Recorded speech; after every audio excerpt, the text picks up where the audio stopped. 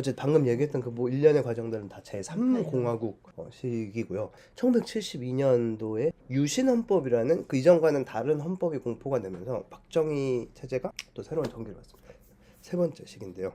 그 전의 상황을 좀 지켜봐야 돼요. 왜 갑자기 박정희가 틀었을까? 이 삼선 개헌이란 거를 먼저 봐야 되는데, 박정희 대통령을 이제 한 번 하고 67년에 이제 대통령이 됐거든요. 당시 대한민국 헌법에서 대통령은 최대 2번까지 바뀌는 못해. 지금은 한 번입니다. 5년 단임인데 그때는 4년 중임이어서 4년 2번, 미국이랑 비슷한 체제죠.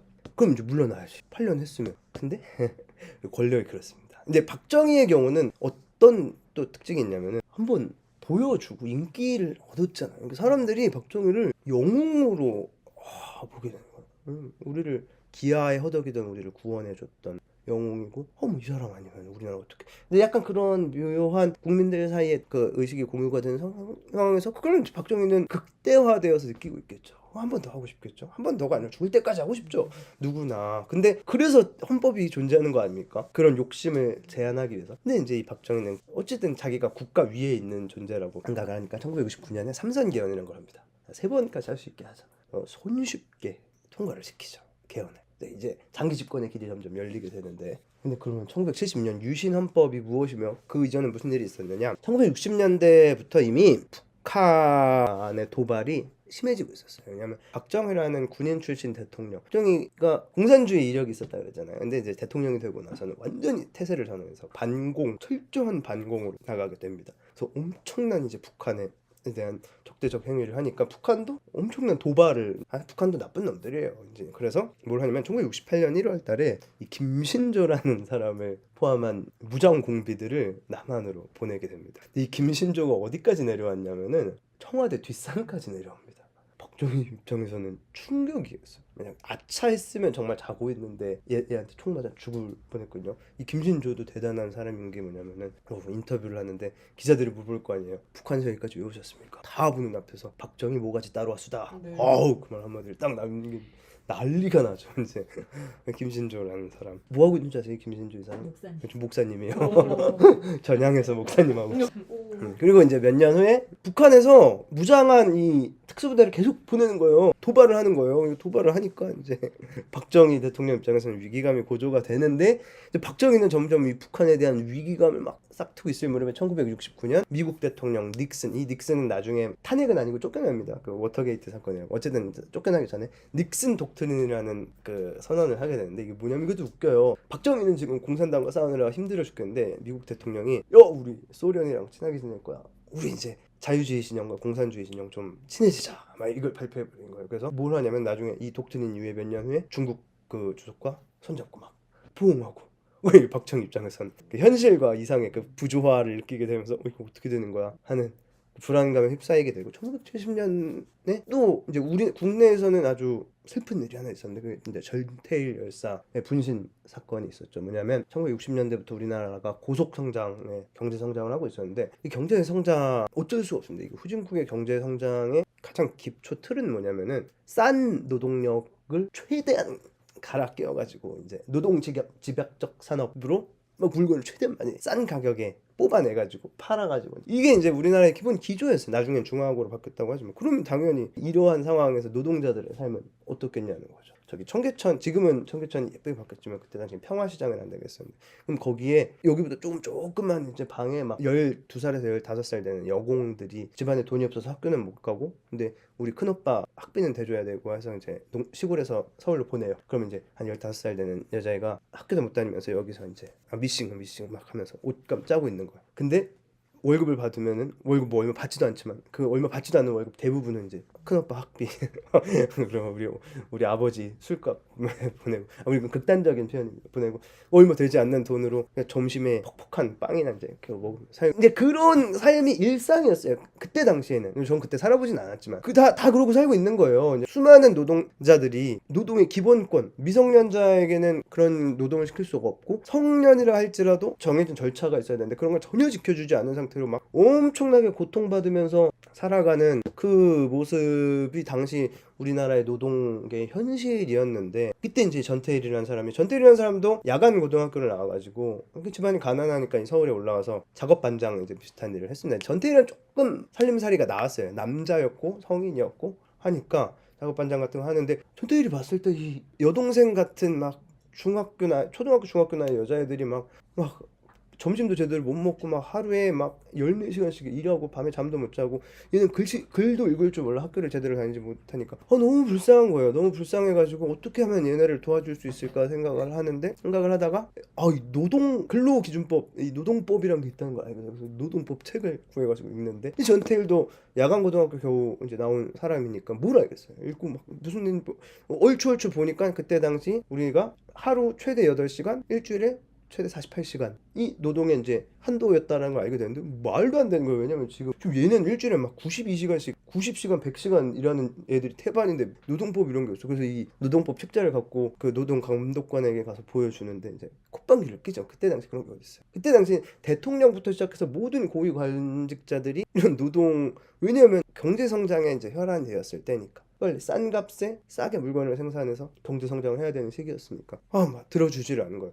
그러니까 제가 어서 책에서 봤는데 그 전태일 열사가 그때 이런 생각을 했다고 하더라고요. 내 친구 중에 대학생 한 명만 있었으면 좋겠다. 대학생은 글도 잘 읽고 대학생들은 시위도 잘해서 시위하는 법도 알려주고 하면서 배운 것도 없고 뭔가를 하고 싶은데 어떻게 해야 될지도 모르는 이 한 명의 청년이 주변 사람들을 끌고 어떻게 뭐라도 해보려고 하는데 안 되는 거예요. 그런 상황에서 어떤 생각이었는지 잘 모르겠지만 제가 예상하는 바로는 내 한 몸을 희생을 해서 이 고통받는 이 여동생들을 조금이라도 나은 삶을 살게 하자. 그래서 그 시위를 하면서 모든 사람들이 지켜보는 자리에서 자기 몸에 이제 기름을 붓고 이거는 실제는 아니고 영화 장면입니다. 분신 자살을 합니다. 이게 실제 전태일 열사 모습이고 이제 이 분신 자살을 통해서 당시의 노동 실태가 드디어 전국적으로 알려지게 되죠. 그때 이후로 대한민국에서 이제 노동운동이라는 게 본격화됩니다. 비참한 처지에 놓인 노동자들의 기본적인 권익을 위한 싸움이 시작이 됩니다. 제가 자꾸 막 누구 욕하는 것 같지만 일주일에 120시간을 일하라고 하는 어떤 분에 대해 120시간 일하면 죽어요. 죄송합니다. 이거는 그냥 어쨌든 그러니까 이런 국내외적으로 상황이 안 좋은 상황에서 이 박정희 입장에서 굴모를 하는 것이 미치겠네. 대통령 또 해야 되는데 생각을 하다가 뭘 하냐면은 술을 써요. 뭐냐면 자기 수하했던 이후락이라는, 근데 그때 당시 중앙정보부장인데 이후락이를 자기가 그렇게 싫어하던 북한에 보내요. 김일성을 만나서 짬짬이를 합니다. 야, 우리 한번 액션을 보여주자. 그래서 이후락과 김일성을 독재시킨 다음에 남북 대표들이 모여서 7.4 남북 공동 성명이라는 걸 발표를 합니다. 통일을 하자, 우리 싸우지 말고 통일을 향해 나아갑시다 라는 내용이에요. 근데 실제로 통일이 됐는데 안 됐죠. 그럼 이것도 막 통일 운동에서는 나름 의미가 깊은 건데, 이 유신이라는 체제 하에서만 설명하자면 뭐냐면은 이거 발표하고 나서 박정희가 이거를 빌미로 뭘 하냐면은, 야, 우리 통일해야 되는데 지금 우리나라 상황 갖고는 통일도 못하고 안 돼, 시간을 줘. 헌법 뜯어 고친 다음에 내가 우리나라 통일할 수 있는 나라로 바꿔줄게 하면서 새로운 헌법을 만들어서 발표하는데 그게 유신헌법입니다. 이게 유신헌법의 내용인데 어마어마합니다. 이제부터 대통령은 어떻게 선출하느냐? 예전에는 온 국민이 투표에 참여해서 뽑는 직선제였다면 이제는 통일주체국민회의라고 해가지고 뭐냐면은 대의원단을 뽑아요. 수백 명을 모인 다음에 아마 2,500 몇 명인가 될 텐데 그 사람들끼리, 그러니까 이 사람들이 국민 대표인 거예요. 이 사람들이 대통령을 뽑는 거예요. 근데 이 통일주체국민회의를 통해서 선출된 대통령은 대부분 몇 프로의 득표율로 대통령이 됐냐면 99%의 득표율로 대통령이 됩니다. 이게 무슨 말인지 아시겠죠? 그러니까 이거 사실상 선거에 의미가 없는 방법으로 이제 죽을 때까지 난 마음껏 대통령 하겠다는 얘기고요. 대통령에겐 긴급조치권과 국회 해산권이 부여된다. 국회를 해산할 수도 있고요. 긴급조치는 나중에 얘기하겠습니다. 대통령의 인사권, 국회의원은 3분의 1을 대통령이 뽑을 수 있다. 와. 그래서 이 3분의 1의 모임을 유정회라고 했습니다. 박정희 친위 되겠죠. 법관을 대통령이 판사를 임명. 자, 민주주의 국가의 가장 근본은 삼권 분립입니다. 행정, 입법, 사법이 서로 분리되어서 견제함으로써 이 권력의 균형이 유지된다는 건데, 사법과 입법부에 대해서 대통령이 간섭을 하겠다라는 것은 이제 완전한 의미의 독재 국가로의 전환을 뜻하겠죠. 그리고 이제 유신헌법에 대해서 나중에 긴급조치권이란 거는 대통령이 긴급조치를 법처럼 만들 수 있는 건데 구호를 때려버립니다. 뭐냐면은 유신헌법을 비판하거나 유신헌법에 반대하거나 어디 가서 하여간 유신헌법 안 된다라고 말만 해도 잡아갈 수 있다. 그러니까 국민의 입까지 막아버리는 거예요. 이제는 이 정권을 위한 모든 작업이 끝난 거죠. 그래서 우리나라 역사상 유례 없는 독재자로서의 자리매김을 합니다. 그럼 여기서 하나의 질문이 있어요. 그럼 도대체 박정희는 어떻게 권력을 장악할 수 있었는가? 사실 이게 말로는 술술술 쉬워 보이지만 대한민국이라는 나라가 그렇게 호락호락하지는 않습니다. 박정희라는 사람이 권력을 장악할 수 있었던 방법이 일단은 기본적으로 자기 세력을 확실하게 키워요. 첫 번째, 군부. 군인이라는 집단은 물리적으로는 가장 빠르게 권력을 장악할 수 있는 집단이기 때문에 박정희도 군인 출신 대통령이었지만 또 언제 이 군부에서 나를 위협할 사람들이 나올 수 있을지 모른다라는 위기감이 있을 거예요. 그래서 박정희가 뭘 생각하냐면 이 군부 내에 나를 적극적으로 도와주고 내가 적극적으로 밀어줄 나의 친위 부대, 이 군인들 중에서도 나의 예쁜 이들을 이렇게 모아야지 하면서 딱 눈을 돌려봤는데 머리 빠져가지고 반짝반짝 빛나는 놈 한 놈이 보이는 거예요. 일로 와봐. 이름이 뭐니? 뭐죠? 전두환입니다. 이때부터 시작이 됩니다. 실제로. 그래서 실제로 전두환이라는 인물은 대위였을 때, 그때 5.16 군사정변이 일어났어요. 근데 그때 약간 긴가민가 했을 때 시민들이 군인들이 저래도 되나 싶었을 때 박정희가 육사 생도들을 불러 모아가지고 가두행진을 합니다. 우리를 한 번만 믿어주십시오. 일개 대위는 그렇게 큰 권한이 있는 장교가 아닌데 일개 대위 한 명의 결단을 이렇게 한 걸 박정희가 본 거예요. 얼마나 기특합니까? 그때부터 인연이 이어져서 박정희가 전두환을 비롯한 그 세력들을 키워주기 시작해요. 한번 잘해봐. 군대 내에 나를 대적하는 놈들을 감시하고 군대 내에서 무조건 내 편만 들어줄 친위 세력을 너가 한번 만들어봐. 그래서 전두환을 중심으로 전두환, 노태우, 정호용, 최세창, 정병주, 장세동 이런 사람들이 모여서 만든 그룹이 바로 하나회. 이 하나회가 나중에 서울의 봄 12.12 쿠데타를 일으키게 되는 거죠. 박정희가 잘했던 것 중에 하나가 세컨드를 자기의 넘버 2, 그러니까 자기 바로 아래서 권력을 장악하는 이 2인자들을 요리를 되게 잘했어요. 그러니까 항상 이 넘버원 가장 높은 자리에 위치한 사람은 자기 다음으로 권력이 많은 2인자를 어떻게 요리하느냐에 따라서 향후 권력이 향방이 바뀌어요. 이거는 모든 대통령 리더들에게는 공통된 겁니다. 또 이거 현대 정치 얘기를 하지만 지금 현재 대통령과 지금 여당 비대위원장도 일종의 2인자잖아요. 이거 어떻게 될지 모르겠습니다만 어쨌든 그런 것처럼 그래서 이 박정희 2인자들이 있어요. 이 사람들이 박정희가 이들을 어떻게 요리했는지를 알면은 이 박정희가 어떻게 권력을 잡았는지 알 수 있는데 대표적인 게 이제 김종필이라는 사람입니다. 김종필은 사실상 5.16의 계획자였다고 했죠. 근데 이 김종필이 나중에는 거의 이제 박정희 정권의 기반을 닦아 놓은 다음에는 팽을 당해버려요. 왜냐면 박정희가 김종필을 제외한 다른 세력들을 이용해서 끊임없이 김종필을 견제하게 만듭니다. 그래서 이 김종필은 명목상 2인자였지만 유신 정권, 박정희 정권 내내 어깨를 피지 못하고 견제받으면서 살게 됩니다. 그 다음에 이후락이라는 사람이 있는데 아까 얘기했잖아요. 그 남북 공동 김일성 만나고 왔던 중앙정보부장, 이 사람도 굉장히 유력한 인물이었는데 이후락이라는 사람은 나중에 어떻게 되냐면은 박정희가 시켰다고는 안 하긴 하지만 이 이후락이 박정희에게 저항했던 이 김대중이라는 민주화 운동가, 이제 대통령이 되시고 돌아가셨죠. 이 김대중을, 일본에 있었던 김대중을 중정 요원들을 파견해서 납치해가지고 바다에 빠뜨려 죽이려고 한 일이 있었어요. 이거 왜냐면은 국내에 있었던 것도 아니고 국외 일본에 있었던 김대중을 이후락 주도로 바다에 빠뜨려 죽이려고 하다가 실제로 거의 죽을 뻔하다가 미국이랑 일본이 박정희한테 너 만약 김대중 죽으면 가만 안 있어 라고 압박을 넣어서 겨우 김대중은 살았다고 하는데 이 사건 이후로 이제 역사의 뒤안길로 사라집니다. 박정희가 시키지 않았을까 하는, 이거 근데 공식적으로는 아니에요. 근데 어쨌든 이 박정규라는 사람인데, 피스톨 팍이라는 사람인데, 이 박정규도 박정희의 충복이었어요. 충복이어서 박정희의 그 경호실장으로 계속 붙어 다녔던 사람인데 별명은 피스톨 박이었습니다. 뭐냐면은 항상 박정희 옆에 있다가 박정희랑 얘기하던 사람이 조금만 건방지면 너 미쳤어 하고 총을 꺼내 들어서 머리를 향해 총을 겨눴다고 합니다. 근데 이 박정규도 완전한 2인자로 붙어 있는 것 같다가 물러나요. 왜냐면 경호실장으로 있던 중에 박정희 대통령 부인 되시는 분 유경수 여사라는 분이 계시는데, 유경수 여사가 공연장에서 박정희 대통령 공연을 보다가 이 문세광이라는 그 제1교포에 의해서 암살을 당하게 돼요. 원래 박정희 대통령을 암살하려고 하는 거를 빗겨나가서 유경수 여사가 돌아가시게, 이건 좀 역사의 비극이죠. 근데 중요한 건 그때 이 별명 피스톨 박이라고 했잖아요. 조금만 여차하면 총 꺼내 들어서 사람들 머리에 총구를 거는데 정작 박정희를 지켜야 할 때는 너무 당황해서 손을 흔들다가 총을 떨어뜨렸었다고 합니다. 경호실장이. 그래서 유경수 여사 지키는 거에 실패해가지고 물러나긴 하는데 나중에 화려하게 부활을 하죠. 왜냐면 이 박정규가 바로 그 하나회의 정신적 지주였거든요.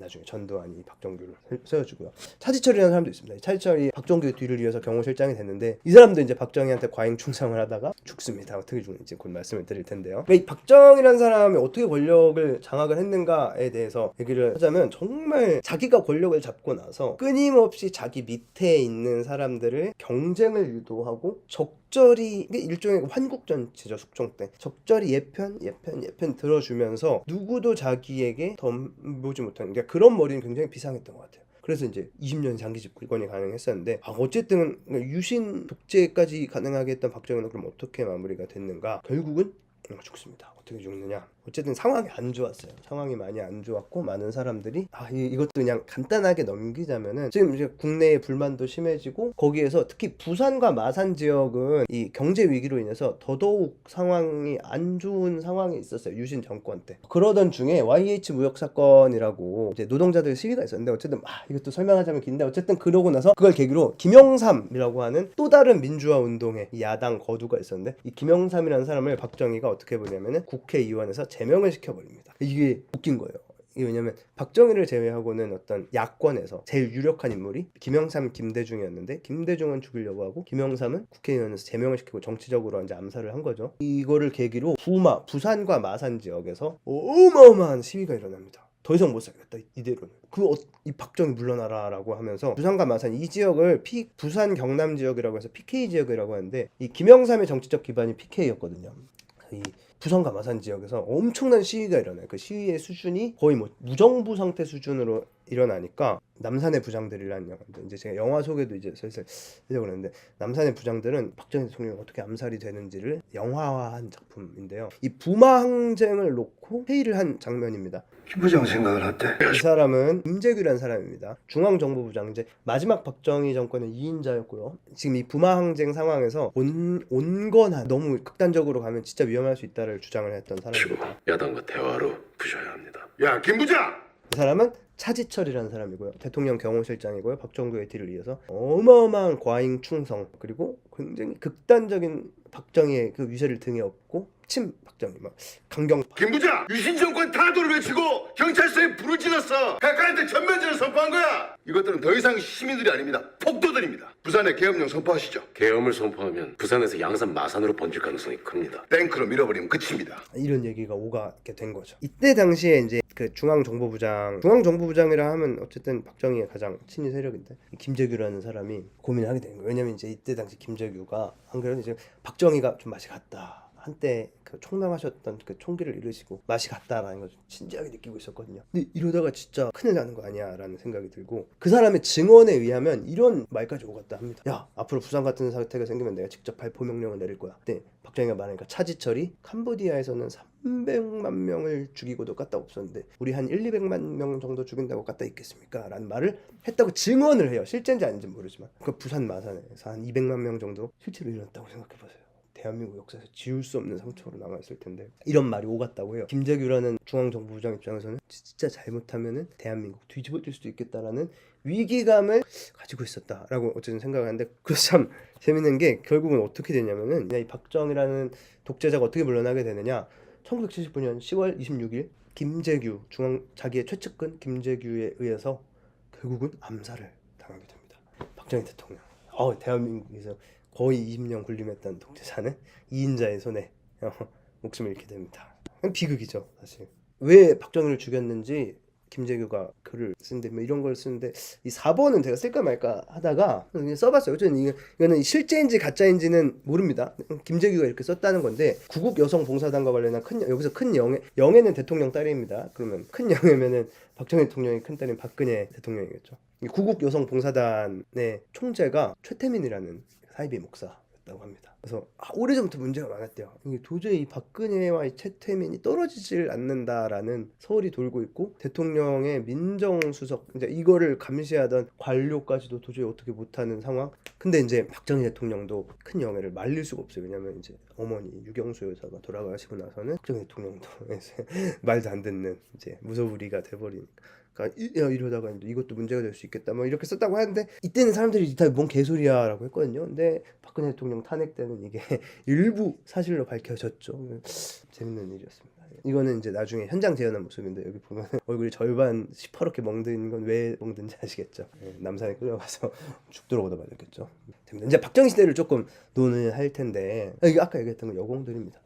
이런데 모여가지고 미싱하는 거예요. 다 나이가 중학생들 나이였고요. 이분들은 하독, 당시 독일에 노동자가 부족해가지고 우리나라의 광부와 간호사들이 가서 일을 해준 거예요. 이런 사람들이 가서 외화를 벌어서 우리가 경제 성장을 했다라는 얘기고요. 그래서 실제로 이때까지가 이제 박정희 정권이었는데 이때까지 굉장한 경제 성장을 하게 되죠. 저는 여기서 이런 생각을 했어요. 자이든 타이든 박정희 때는 집단을 위해 개인의 인생 전체가 희생되는 것이 당연한 시대였다. 아까 얘기했잖아요. 꽃다운 막 13살, 14살, 15살 어린 소녀들이 그때는 그냥 장남이 성공하는 것이 집안의 성공을 의미했기 때문에 큰오빠 학비대 주려고 자기 인생 포기하고 서울로 올라와서 자기 월급 다 보내가면서 일하는 거. 그뿐이었겠습니까? 그 집안의 가장들도 자기 인생이 없었을 거고. 그러니까 자기 인생은 없어요. 이때는 오로지 가족 그리고 너 나가서 아까 얘기했던 것처럼 국가 그것을 위해 헌신하는 국민과 구성원만 있었을 뿐이었던 그 시대예요. 개인이 없었던 시대가 바로 그 박정희 시대였는데 여기서의 역설은 뭐냐면은 우리가 지금 여기서 배를 채우는 거는